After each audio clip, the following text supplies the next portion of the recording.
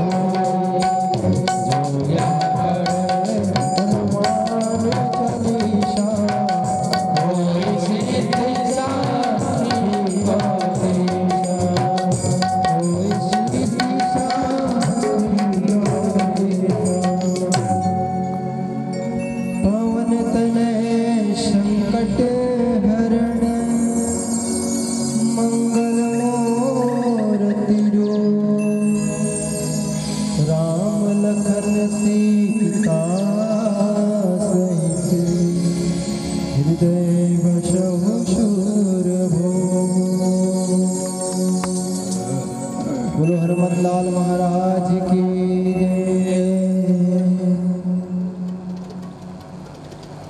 भजन के पश्चात मुकेश भी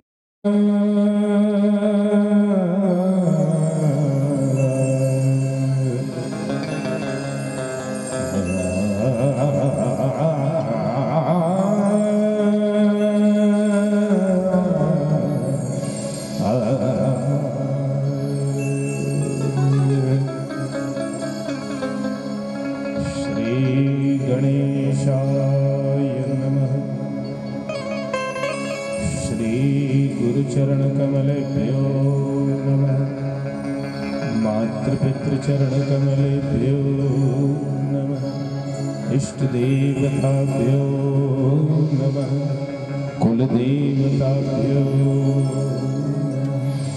सर्वेभ्यो देवेभ्यो नमः सर्वेभ्यो ब्राह्मणेभ्यो नमः सिद्धिबुद्धि सहिता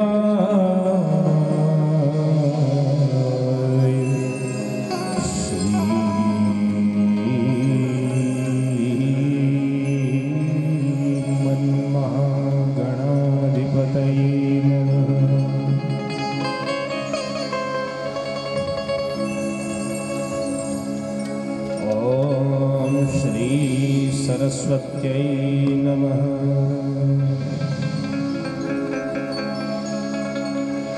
मेरे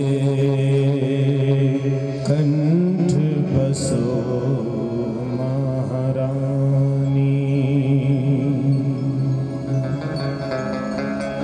महारानी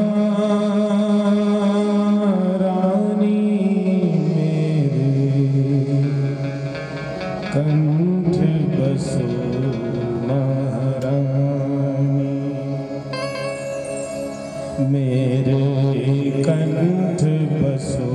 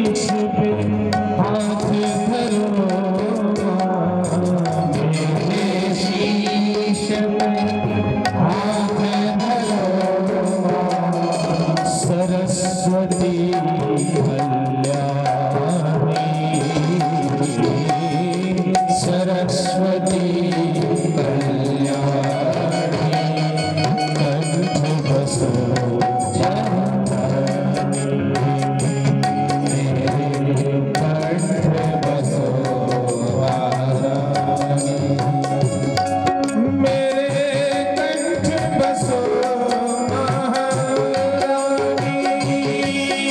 कंठ बसो महारानी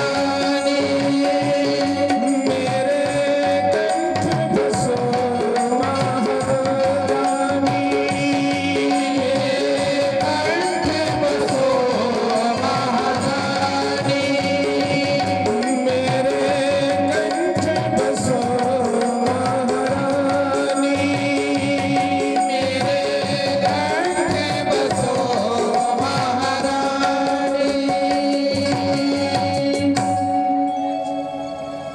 मेरे स्वरों को अपना स्वर दो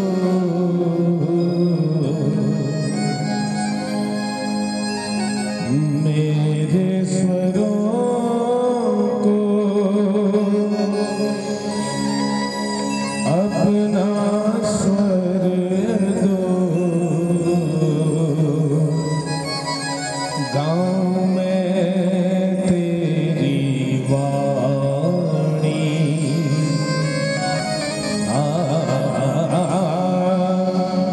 गाँव में तेरी वाणी कंठ बसो महारानी मेरे कंठ बसो महारानी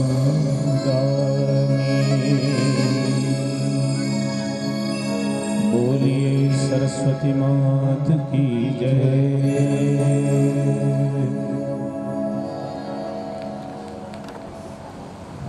विशेष आग्रह है मंगलाचरण 10 मिनट जो प्रारंभ में हम प्रारंभ दिन किए थे वो मंगलाचरण के विषय में कुछ चर्चा हो जाए महाराज जी, ऐसा आग्रह आ रहा है बार बार। तो मंगलाचरण के ऊपर कुछ चर्चा करेंगे, फिर भगवान के दिव्य विवाह की भी चर्चा कर लेंगे, जनवासे की भी चर्चा कर लेंगे और फिर हम सभी अयोध्या कांड में प्रवेश लेंगे। बोलिए भक्तवत्सल भगवान की जय, श्री सीताराम भगवान की जय, श्री हनुमान जी भगवान की जय, आज के आनंद की जय। जय जय श्री सीताराम, जय जय श्री राधे श्याम महादेव।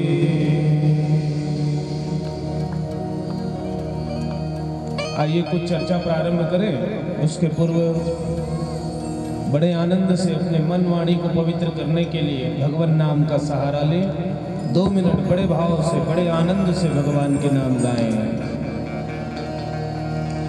मंगूरती मारुति नंदन सकल मंगल मूल निकंदन मंगल मूर्ति मारुति नंदन सकल मंगल मूल निकंदन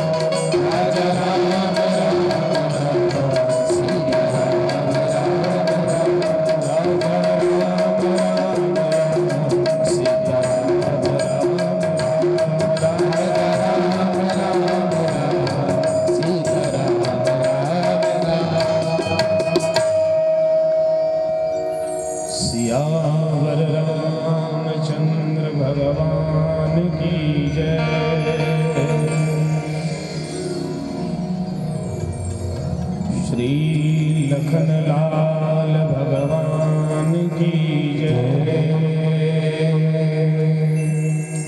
श्री गोसाई तुलसीदास महाराज की जय।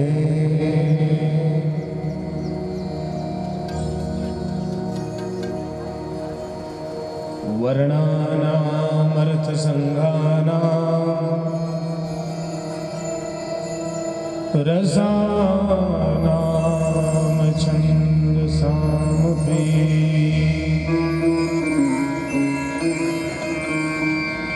मंगलानां च कर्तारः वंदे वाणी विनायकं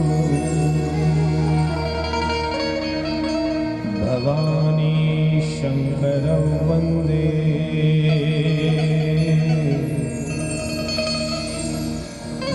श्रद्धा विश्वासरूपिणं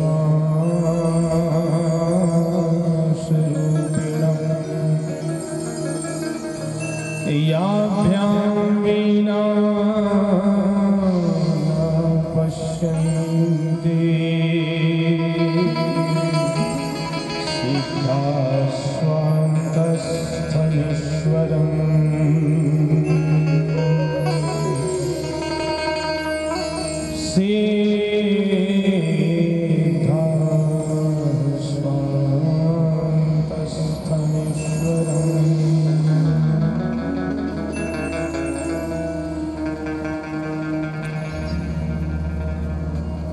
हरि ओम। मंदारमाला चकुलतालकाय कपालमालांकितगंधराय दिव्यांबराय च दिगंबराय नमः शिवाय च नमः शिवाय। ओम नमः शिवाय। हरि ओम नमः शिवाय। हरि ओम नमः शिवाय। भिन्न भिन्न नाम रूपों में अभिव्यक्त प्रस्फुरित भिन्न भिन्न देहधारी देह एवं नाम के कारण पृथक प्रतीत होने वाले, किंतु ज्ञान दृष्टि से निहारने पर, ज्ञान चक्षु से निहारने पर एक परमात्मा स्वरूप भगवत कथा श्री रामचरितमानस कथा प्रेमी दिव्य सज्जनों, श्रद्धामयी, मंगलमयी, कृपामयी, दयामयी मेरी प्यारी माताओं एवं स्नेही बाल वृंद, आज बड़े हर्ष की बात हम और आप अपने हृदय आंगन पर भक्ति ज्ञान वैराग्य को लेकर के अति आनंद रस भी ने शुभ दिवस में भगवत कृपा को लिए हुए भगवान आनंद कंद गोकुलानंद परमपिता परमेश्वर द्वैतनाथ नाथ अनाथ नाथ दीनानाथ जगन्नाथ गोकुलनाथ प्राणनाथ मधुकैट बहारी बांके बिहारी रसिक बिहारी मुरली मनोहर गिरधारी श्री अवध बिहारी भगवान राघवेंद्र सरकार के अद्भुत कृपा, माँ जगज्जननी आह्लादनी शक्ति अम्बा जगदम्बा राजेश्वरी बागेश्वरी हृदयेश्वरी प्राणेश्वरी माँ जनक नंदनी जानकी मैया की पूर्ण कृपा एवं ढाड़ी पावन धाम के समस्त श्रद्धालु गणों के प्रेम सहयोग भक्ति को लेकर के यहाँ श्री राम कथा कहने और श्रवण करने के लिए उपस्थित हुए हैं। श्री राम कथा प्रारंभ होते ही मंगलाचरण की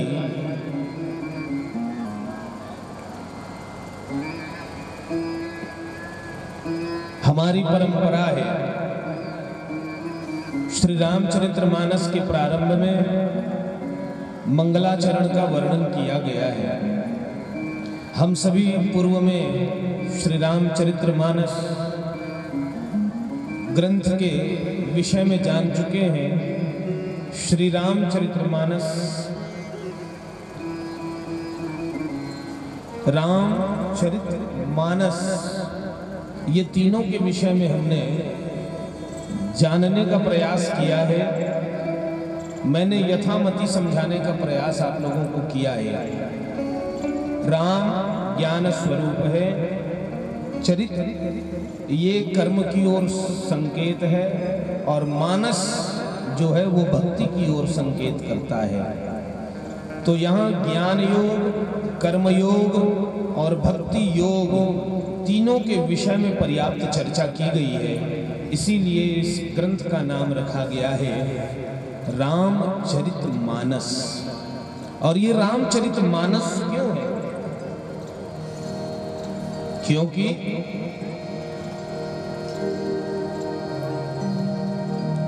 रची महेश निज मानस राखा, रची महेश निज मानस राखा, रची महेश निज मानस राखा, रची महेश निज मानस राखा, पाई सुसमय सिंहासन भाखा, पाई सुसमय सिंहासन भाखा, रची महेश निज मानस राखा, रची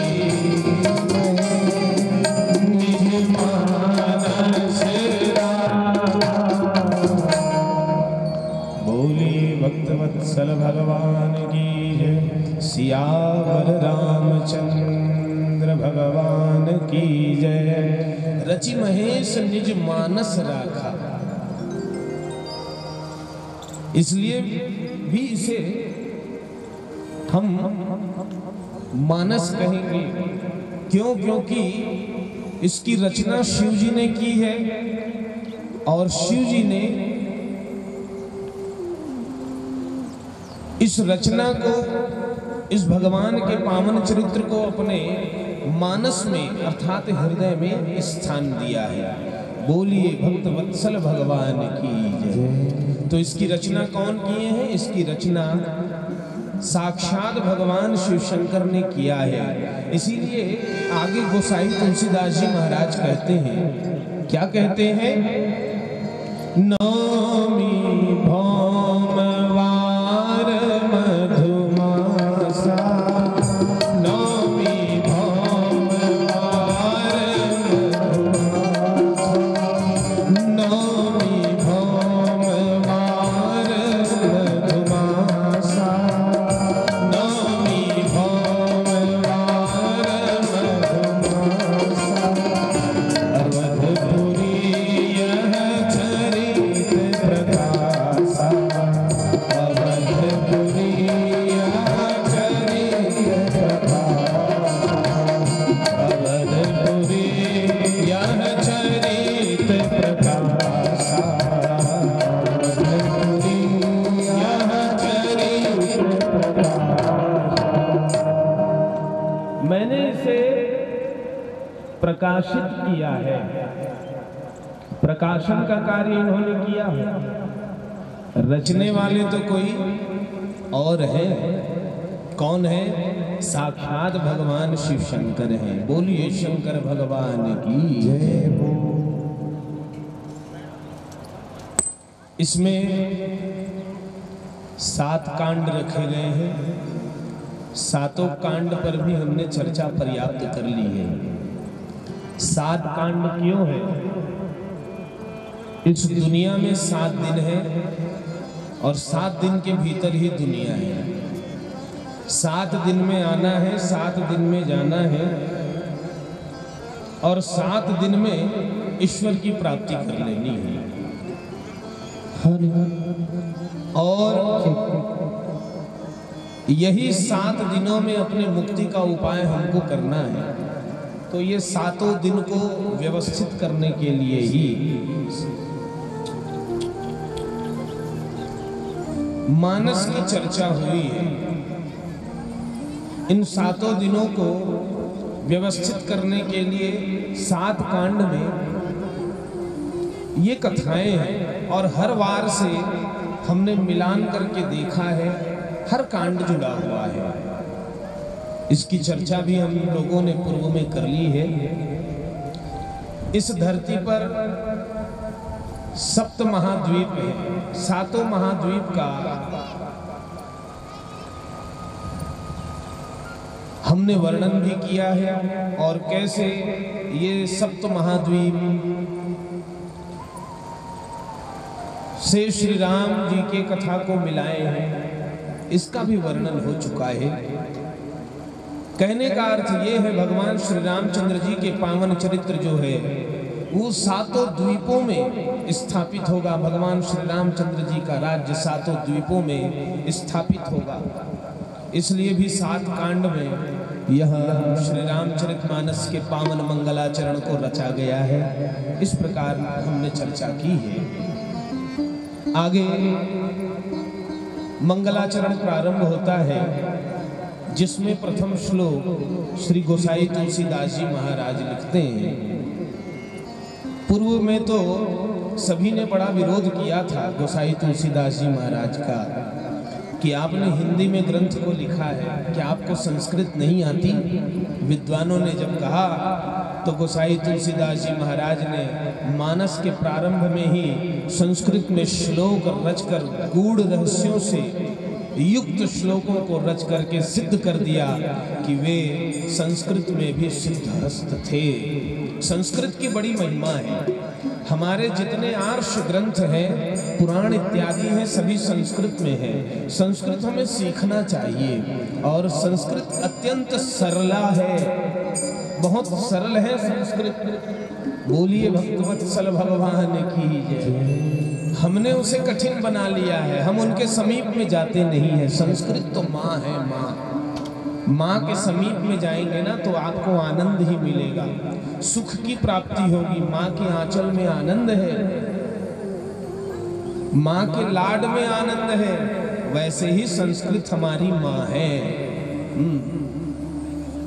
तो संस्कृत में इन्होंने श्लोक रचना की है, इन्होंने मंगलाचरण गाया है। 7 श्लोकों में ये वंदना है। आइए, ये 7 श्लोक हैं, किंतु 9 शक्तियों की इन्होंने वंदना करी है। वो 7 श्लोक कौन से हैं और क्या उनका पर्याय है, ये समझने का प्रयास हम करते हैं। सर्वप्रथम श्लोक है,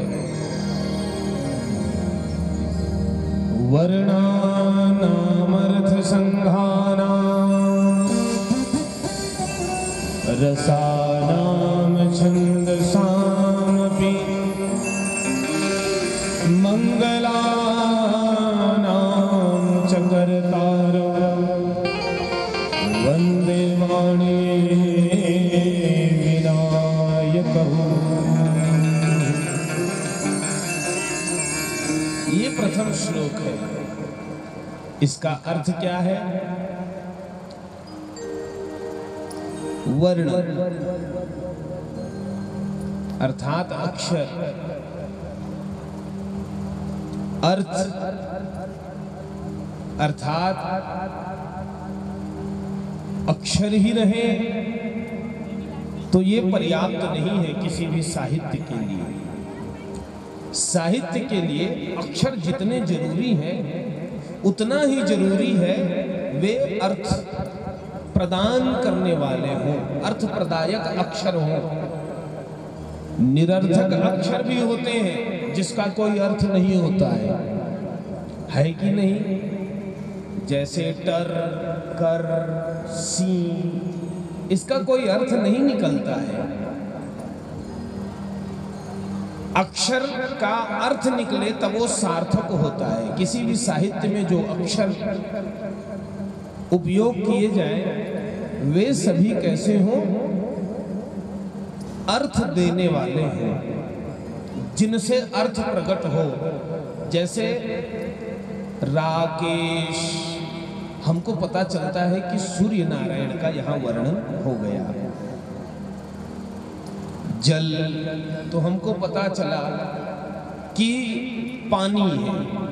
ऐसे ही जो अक्षर हमें अर्थ बोध कराए वो सार्थक होते हैं। तो अक्षर देने वाले और अर्थ भी देने वाले वर्णानामर्थ संघानाम रसानाम छंदसामपि। किसी भी साहित्य में अक्षर का होना बहुत जरूरी है और अर्थ का होना भी बहुत जरूरी है। सार्थक अक्षरों का होना जरूरी है और वो सार्थक अक्षर यदि रस युक्त हो जाए, यदि वो रस युक्त हो जाए तो उस ग्रंथ की महिमा और बढ़ जाती है। रस का होना जरूरी है। यदि निरस कोई ग्रंथ है जिसमें रस नहीं है तो उसकी महिमा उतनी नहीं होती है, लोग उसे अपनाते नहीं। रस का होना जरूरी है, निरस ना हो। जो शब्द आप कह रहे हैं यदि वो रस युक्त हैं तो बड़े सावधानी से सब सुनते हैं। कई लोग ऐसे होते हैं जो बहुत मीठा मीठा वचन कहते हैं, लोग बहुत सावधानी से उनको सुनते हैं, बहुत प्रेम से उनको सुनते हैं। वर्णानाम अर्थ संघानाम रसानाम, रस का होना जरूरी है। छंदसामपि, और वो छंदोबद्ध हो, उल्टा सीधा ना हो। छंद की जानकारी बहुत आवश्यक है पंडित जी। हाँ, छंद की जानकारी बहुत ही आवश्यक है। छंद शास्त्र पढ़ने चाहिए। मैं तो बहुत पक्षधर हूं जीवन भर ज्ञान लेने वालों का। लोग कहते ना अब हमारी उम्र हो गई महाराज जी, हम कहाँ पढ़ेंगे लिखेंगे। गलत कहते हैं वे लोग। सीखने की कोई उम्र नहीं होती है। छंद शास्त्र इत्यादि पढ़िए। यदि जानकारी नहीं है तो गुरुजनों से आप लोग प्रार्थना कीजिए, वो छंद शास्त्र आपको पढ़ा सकते हैं। तो छंद युक्त होना अर्थात जो वर्ण है, जो शब्द है, जो रसों से युक्त है, उनका बंधा हुआ होना बहुत आवश्यक है, निश्चित होना चाहिए। इसको विद्वान समझते हैं। यदि बंधा हुआ शब्द नहीं है तो वो कल्याणकारी नहीं हो सकते और ना ही कोई काम के होते हैं। पानी प्यास मुझे है प्यास लगी, इसका कोई अर्थ होगा? नहीं होगा, है कि नहीं? अब उसको छंद में आप बांध देंगे, मुझे प्यास लगी है पानी दे दो, तो ये सार्थक होगा, लोग समझेंगे। तो वर्ण, अर्थ, रस और ये छंद आपको प्राप्त करना है तो कहाँ जाना होगा? श्री गणेश भगवान, श्री सरस्वती मैया के शरण में। इसीलिए ये सबको करने वाले वंदे वाणी विनायकौ, मैं वंदना करता हूँ श्री वाणी मैया और विनायक के। बोलिए भक्त वत्सल भगवान की जय, श्री सरस्वती मैया की जय, श्री गणेश भगवान की जय। सर्वप्रथम वंदे वाणी विनायकौ, सर्वप्रथम यहाँ वाणी की वंदना हुई है। किसी ने बाबा से पूछा, कहे गोसाई जी, बाबा जी कहने लगे हाँ हाँ कहिए, आपने वाणी की वंदना पहले कर दी? कहे हाँ, सब तो गणेश जी की वंदना करते हैं। सही बात है भैया, सर्वप्रथम गणेश जी की ही वंदना होती है। कोई भी ग्रंथ हम रचते हैं, कोई भी कार्य हम करते हैं, कोई भी चीज की शुरुआत हम करें, कोई भी विषय हम शुरू करें तो सर्वप्रथम गणेश जी की ही वंदना करते हैं। और जगत में तो ऐसी बात प्रसिद्ध है, कोई कार्य आरंभ हो तो कहते हैं लोग, कार्य का श्री गणेश हो गया, है ना? गणेश जी की महिमा है, बड़ी महिमा है, प्रथम पूजनीय कहा गया है। और ये नियम तो सभी निभाते हैं, लेकिन बाबा गोसाई तुलसीदास जी ने नियम नहीं निभाया। यहाँ उन्होंने सरस्वती जी की वंदना कर दी। तो स्वाभाविक सा है प्रश्न उठेगा, प्रश्न किया गया ऐसा क्यों किए? तो गोसाई तुलसीदास जी महाराज कहते हैं कि गणेश जी प्रथम पूज्य है। ये हमने कैसे जाना? हमको गुरुजनों ने बताया है ना। तो गुरुजन किस माध्यम से बताए? अपने वाणी के द्वारा हमको बताए। तो वाणी अर्थात सरस्वती, सुनिए सुनिए आप लोग जितने बैठे हैं, आपके पास जो वाणी है ना वो सरस्वती जी हैं। सरस्वती जी आपके जिह्वा पर है। कभी भी किसी की बुराई मत कीजिए, कभी किसी को गाली गलौज मत कीजिए, कभी किसी को कटु वचन मत कहिए। वाणी जो है वो सरस्वती है और सरस्वती का सदुपयोग करना सीखिए। मीठे वचन कहिए, आनंदकारी वचन कहिए, सरस्वती का सदुपयोग कीजिए। ऐसे वचन कहिए जो कल्याणकारी हो। तो यही वाणी के द्वारा, चाहे हम अपने गुरु जी से जाने, तब पिताजी से जाने, तब साधु महात्माओं से जाने, तब माताओं से जाने, तब अपने बड़े बुजुर्गों से जाने, तब वाणी ही माध्यम है जिस माध्यम से हमको ये ज्ञात हुआ कि श्री गणेश जी प्रथम पूज्य है। इसलिए हम अपनी कृतज्ञता प्रस्तुत कर रहे हैं। ये गोसाई तुलसीदास जी महाराज कह रहे हैं कि हम वाणी के प्रति अपनी कृतज्ञता प्रस्तुत कर रहे हैं। वाणी मैया को हम पहले मना रहे हैं। वंदे वाणी, इसलिए पहले वाणी मैया की स्तुति गाई गई। इसलिए आइए हम लोग भी वंदना करें। करुणा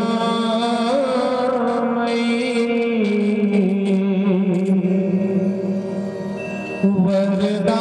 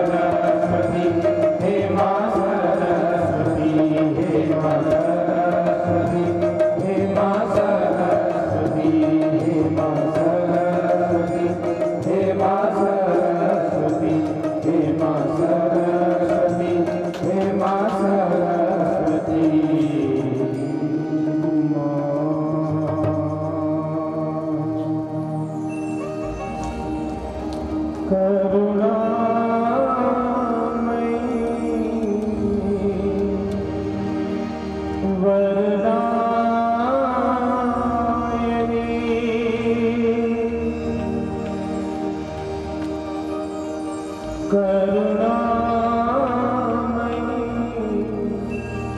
वरदायिनी।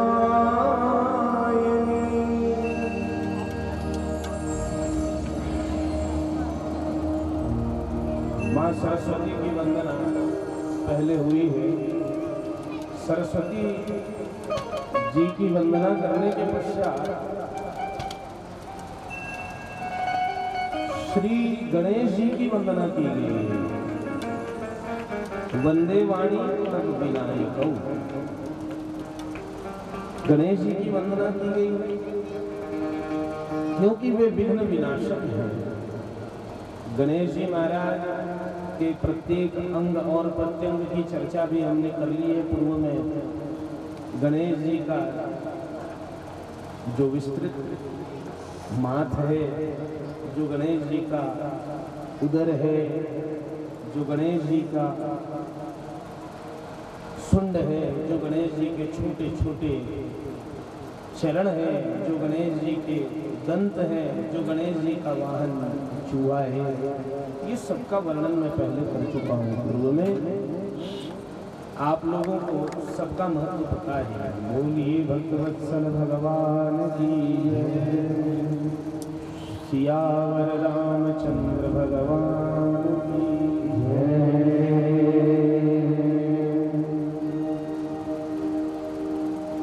तो द्वितीय नंबर में क्रम देखिए, दूसरे क्रम में श्री गणेश जी की वंदना हुई है। तत्पश्चात श्रद्धा और विश्वास स्वरूप भवानी मैया और भगवान श्री भोलेनाथ जी की वंदना की गई है, जो कैसे है श्लोक में कहा गया है, भवानी शंकरौ वंदे श्रद्धा विश्वास भूयात्। भवानी मैया शंकर जी की वंदना करता हूँ, जो साक्षात श्रद्धा और विश्वास स्वरूप है। किसी भी कार्य के लिए आप यदि श्रद्धा नहीं रखेंगे अपने मन में, यदि आपके हृदय में विश्वास नहीं है, तो वो कार्य सिद्ध होने वाला नहीं है। हाँ, श्रद्धा और विश्वास का होना परम आवश्यक है भैया। किंतु कभी कभी श्रद्धा आते जाते रहती है। किसी के सद्गुणों को देख करके हम श्रद्धा युक्त हो जाते हैं, उसके प्रति श्रद्धा आ जाती है हमारे मन में। और मैंने पहली बार पगड़ी पहना है, राजस्थानी पगड़ी। मैं ठीक लग रहा हूँ ना? हाँ चलो ठीक है। बड़ी कृपा की हमारे ढाड़ी पावन धाम निवासी गण बहुत उत्साही है ना। कहे महाराज जी हम नमः पार्वती पतये हर हर हर